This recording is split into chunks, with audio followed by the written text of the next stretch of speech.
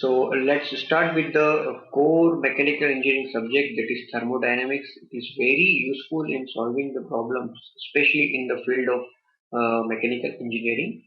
If we know, in mechanical engineering, we are basically concentrating on two subjects.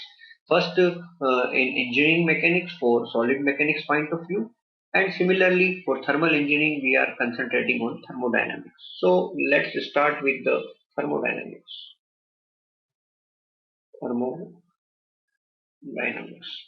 So basically, first we will see the basics of the thermodynamics, and then in a later stage of this course, we will see how we can apply the thermodynamics fundamentals in solving the thermal engineering problem in mechanical field. So let's start with the definition of thermodynamics. So thermodynamics is nothing but a science of energy transfer. So we can define like thermodynamics. Thermodynamics is the science of energy transfer, and its effects on physical properties of the system. Physical properties of the system. So basically, in thermodynamics, we are interested in energy interaction. Energy interaction means interaction between system and surrounding. Energy interaction may be heat transfer or work transfer. So basically, we are interested in two kind of energy transfer, that is heat transfer or work transfer. And when this interaction takes place, then we have to see what are the effects of this interaction on the physical properties of the system. So now take some basic definitions which is used in thermodynamics, or we can say the basic terms. So now we are interested in basic terms used in that is frequently used in thermodynamics. Thermodynamics. So let's start with the thermodynamic system. I am not calling only system. I am saying thermodynamic system. So it will be more relevant because we are dealing with the system for a thermodynamics point of view. So let's take thermodynamic system. So thermodynamic system we can define as it is a quantity of matter or region in space upon which concentration is focused for solving the problem. So we can say that it's a quantity of matter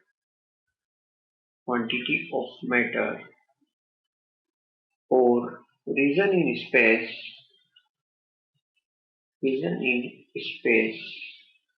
on which attention is focused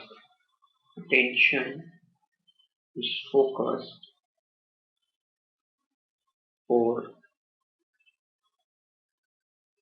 solving, or we can say that for analysis of problem.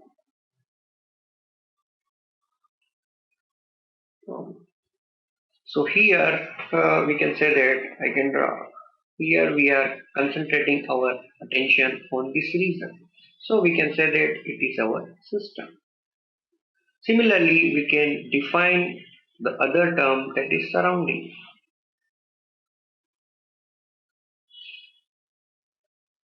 So surrounding is anything other than system. So anything other than system is called surrounding. So here we can say that suppose here in this diagram it is environment we are having. So we can say that it's nothing but surrounding.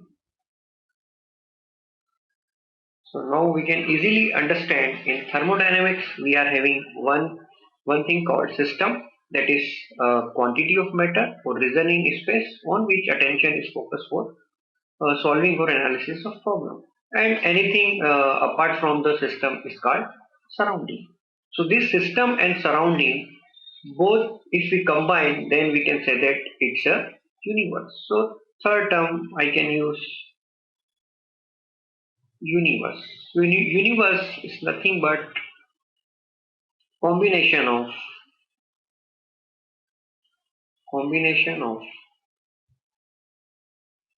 system and surrounding. So let's this one is a system, this one is the surrounding, and if I combine both together, then I can call it's a universe. So this is nothing but a universe.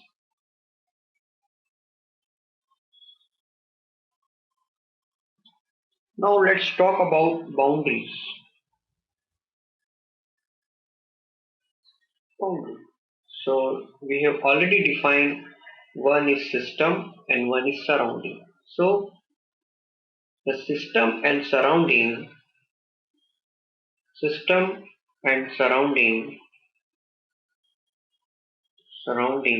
are separated by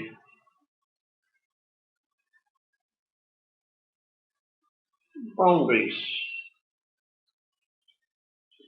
It may be it may be fixed or moving.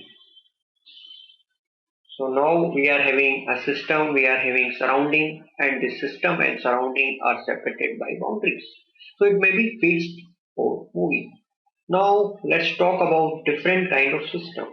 So first I will write thermodynamic system, so in which I am having closed system, in which I am having open system, and as well as isolated system.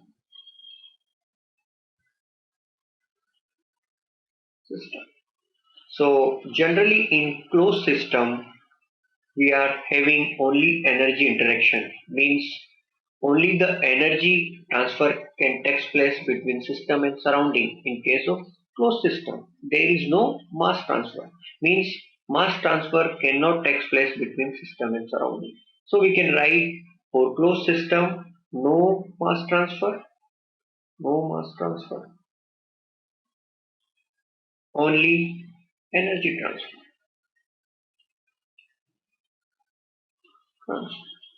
So I can give an example of this closed system, like a cylinder which is having a fluid and bounded by the piston. So we can say that, for example, cylinder having fluid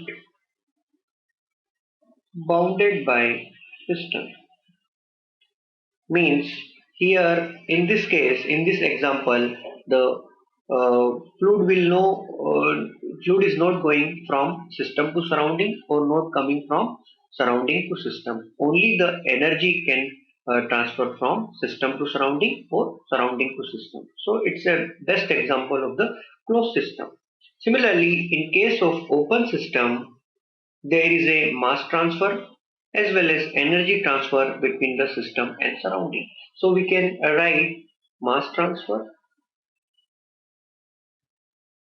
plus energy transfer between the system and surrounding. And this open system is very useful as mechanical point of view, because in mechanical systems we are generally dealing with the open systems. I am giving some examples like turbine, air compressor. So these are the examples of open system. So basically open system is very important as a mechanical engineering point of view. So for example, I can write air compressor, turbine. These are the very good examples for open system. Similarly, one more system we are having, this one is the isolated system. In case of isolated system, there is no mass transfer, no energy transfer. So in isolated system, no mass transfer, no energy transfer. Means it is completely isolated. So this kind of system is we can say that for the example of this kind of system, universe is a best example, because universe is a combination of system and surrounding. So if we combine system and surrounding, then there will be no mass transfer, no energy transfer, because we know only the mass transfer and energy transfer will take place between the system and surrounding. So the best example for isolated system is universe. So universe will be the best example for isolated system. So we now we talked about we will talk about boundaries. Boundaries means I will give an example of fixed and moving boundaries. So let's start with fixed boundary. So means we have already defined boundary means there is a separation between system and surrounding, that is called boundary. So we have already defined boundary may be fixed or boundary may be moving. So if I take an example of open system, I'm taking an example of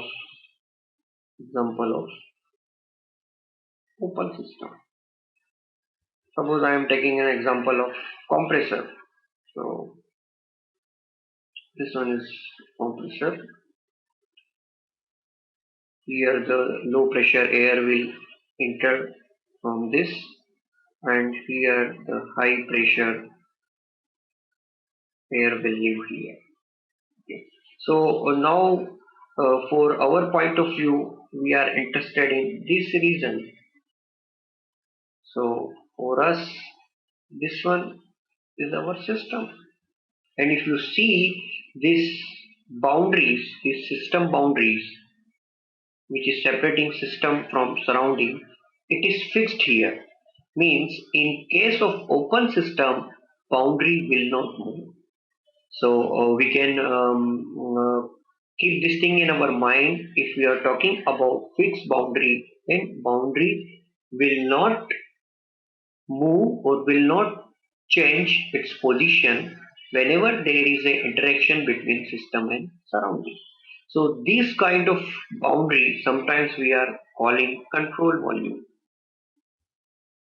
Control volume.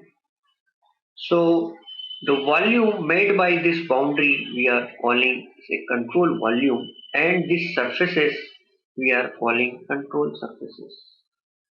Control surfaces.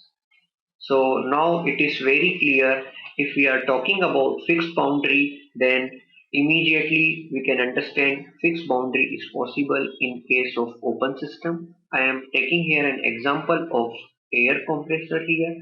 So if you see this dotted line, these are the boundaries, and which is for forming a volume that is called control volume, and the surfaces which are forming this volume we can say that say control surfaces. So the control surfaces and control volume are basically related to the open system. About we can talk about fixed boundary. We have already okay, we have already discussed about fixed boundary. Fixed boundary is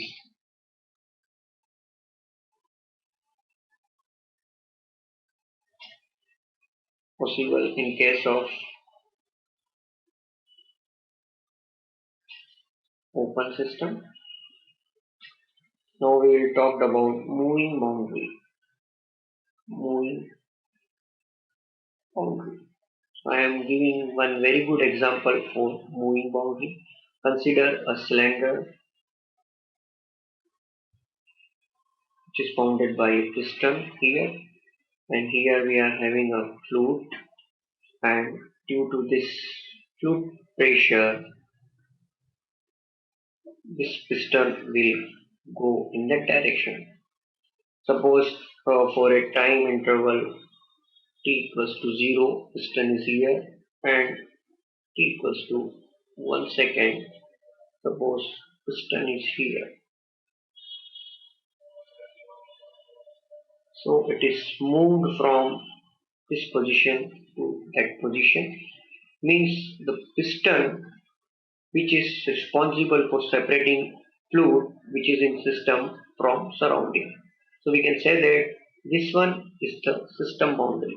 This one is the system boundary at t equals to 0 and t equals to 1. This one is the system boundary. So these system boundaries which are moving from one place to another place. So this is an example of moving boundary.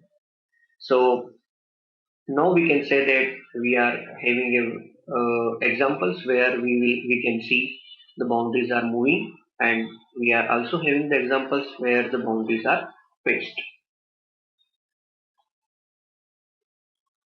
Now let's talk about thermodynamic properties. Thermodynamic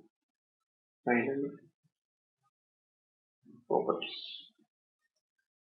properties. So first of all, I will define the thermodynamic properties, and then we will see what are the classification of thermodynamic properties. So every system is having some characteristics by which its physical state is defined.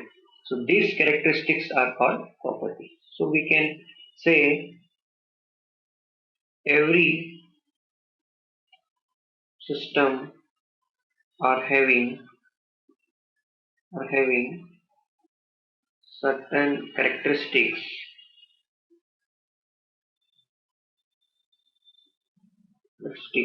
by which its physical condition can be defined. So these characteristics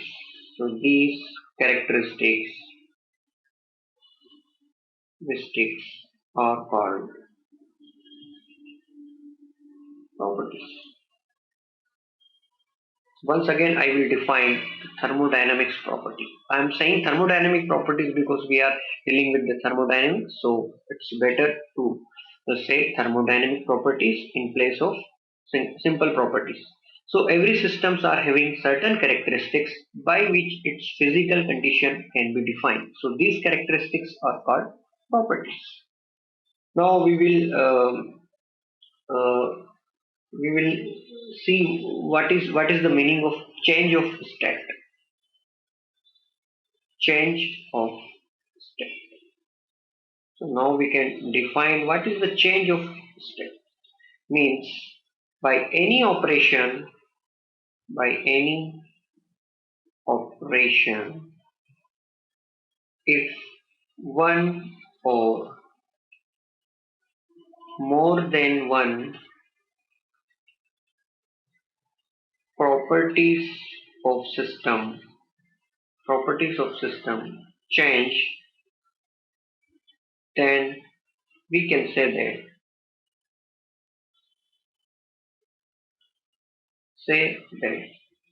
it's a change of state.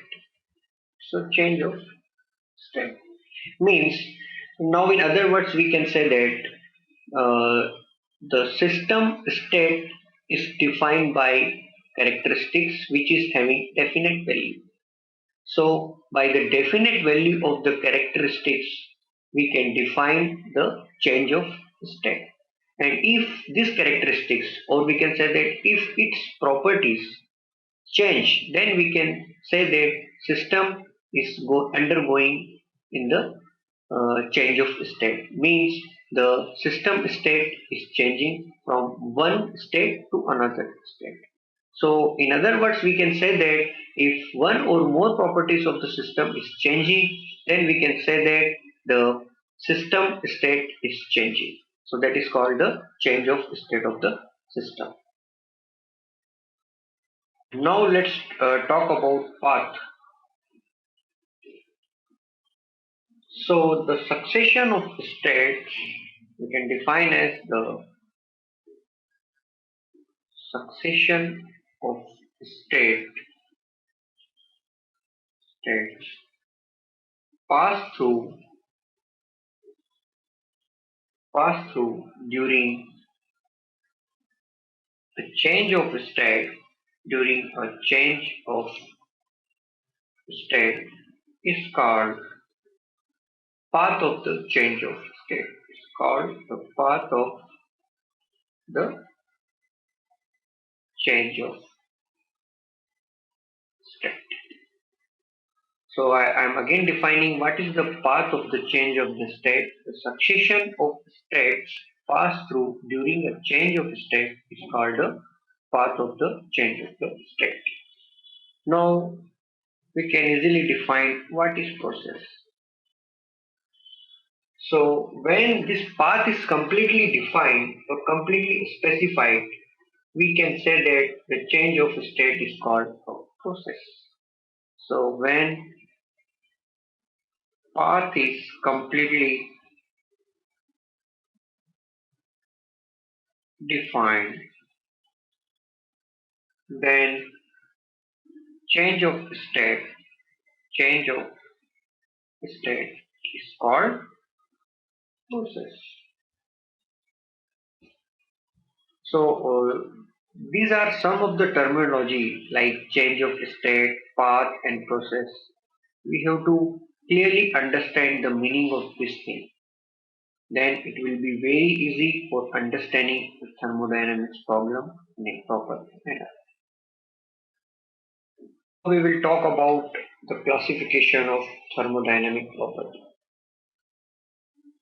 Thermodynamic properties.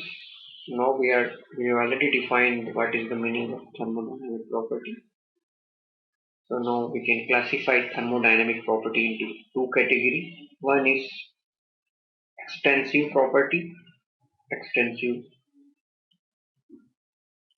property, and second one is intensive property.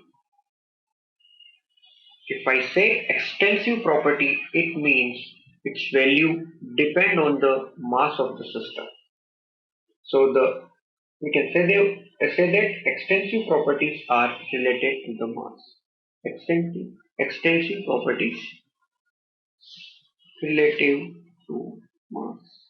So I can give some examples of extensive properties. We can say that energy, we can say mass. These are the examples of extensive properties because these properties like energy and mass will depend on the mass of the system. Similarly, I can define the intensive property. Intensive property will not depend on mass. Depend on mass means the properties which are independent of mass is called intensive property. For example, I can define pressure, I can define temperature. So these are the examples of intensive property. And we can define one special properties that's called specific extensive property. So I will define one more term, that is specific extensive property. So let's forget about the extensive property and first I will understand whenever I will use the word specific before any properties like specific energy, like specific work, then what is the meaning of this specific? If we are defining any properties with respect to the mass, means we are defining any properties per unit mass, then I can say that it's a specific property. So first of all, you just understand the meaning of specific. What is the meaning? What is the meaning of specific property? If I define property per unit mass, then this property will be called specific property. So in case of specific extensive property, we can say that extensive property extensive property per unit mass per unit mass is called specific extensive property. And if we define extensive property per unit mass, that is specific extensive property, then it will not depend on mass. So we can say that now specific extensive property is also an example of intensive property. Intensive property. So the specific extensive property is nothing but a type of intensive property. So take an let's take some example like specific energy. Specific energy. Because energy we know extensive property because it depends on mass. If mass is more, then energy will be more. But if we define this energy per unit mass, then it will become specific energy. And when it becomes specific energy, then it will come under the category of intensive property. So in this category, specific energy is one example. We can also define specific volume because we know volume is extensive property. It depends on mass. If mass is more, volume will be more. But if we define this volume per unit mass, it will become a specific volume and it will come under the category of intensive property. Similarly, we can also take density as an example of specific extensive property.